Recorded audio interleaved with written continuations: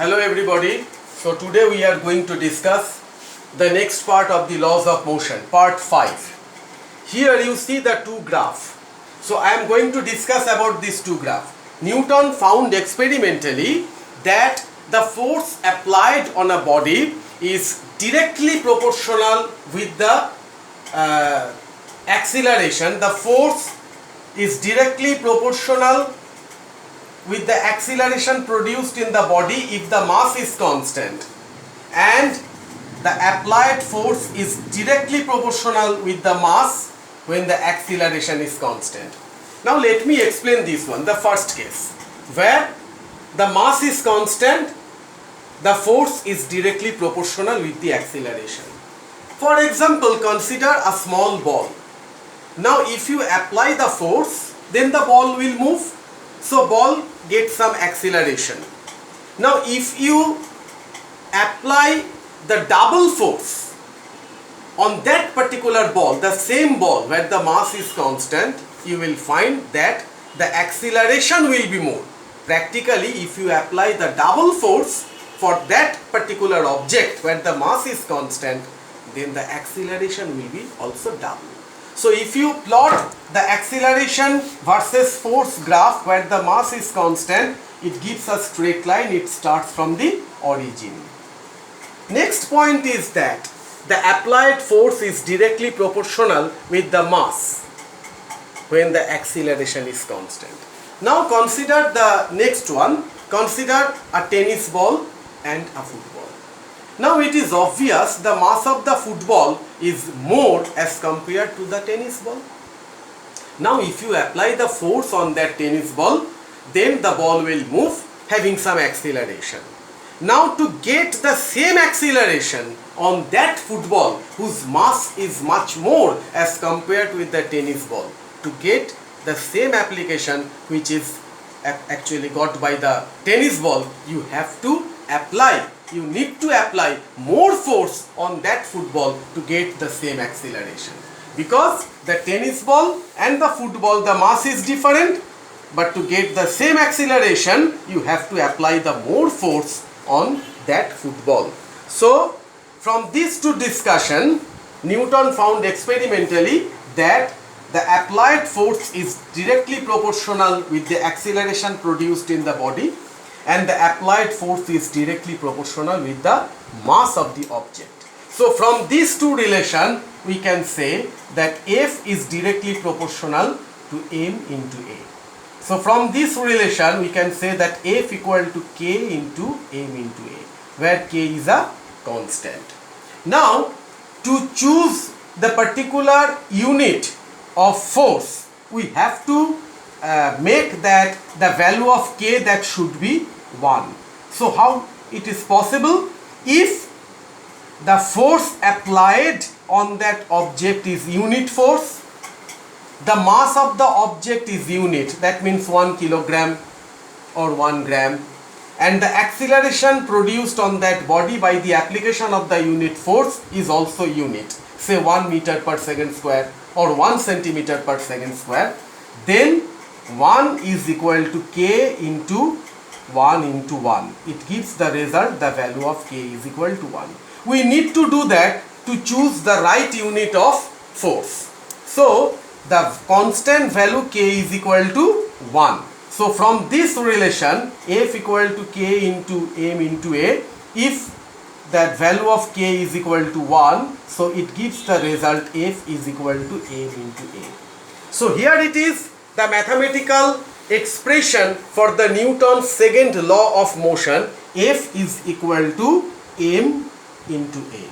Force applied is equal to mass of the object into acceleration produced by the application of that force. Now the SI unit of force. SI unit of force is Newton. So 1 Newton force is applied on an object if the mass of the object is 1 kilogram and it produced an acceleration of 1 meter per second square. Then the force applied on that body is equal to 1 Newton. The CGS unit of force is dyne.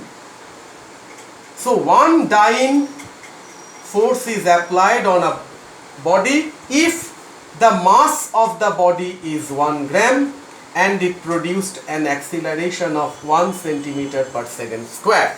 So these are the two units of force. SI unit is Newton. When the 1 Newton force is applied on an object having the mass 1 kilogram, it produced an acceleration 1 meter per second square. And if 1 dyne CGS unit of force is applied on an object having the mass 1 gram and it produced an acceleration of 1 centimeter per second square. So what is the relation between the CGS and SI unit?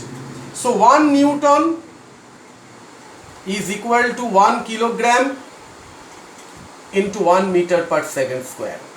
That implies 1 kilogram means 1000 gram and into 1 meter per second square. 1 meter means 100 centimeter. Now 1, 2, 3, 4, 5, 10 to the power 5 into 1 gram into 1 centimeter per second square. Now this 1 gram into 1 centimeter per second square means 1 dyne. So 10 to the power 5 dyne. So here it is the relation between the CGS and the SI unit of force. 1 Newton is equal to 10 to the power 5 dyne. So from this discussion we can conclude the Newton's second laws of motion, which states that the rate of change of momentum of a body is directly proportional to the force applied on it, and the change in the momentum takes place in the direction in which the force is applied. So according to the Newton's second law of motion, that the rate of change of motion is directly proportional with the applied force, and it states that the rate of change of momentum of a body is directly proportional to the applied force, and the change in the momentum takes place in the direction in which the force is applied. This is the Newton's second law of motion. Now, how you can obtain the second laws of motion, how you can obtain the Newton's first law of motion from the second law of motion? Let me explain this part. For example, okay, the Newton's second law, the mathematical expression is F is equal to m into a. This is the mathematical expression for the Newton's second law of motion. Now let us consider that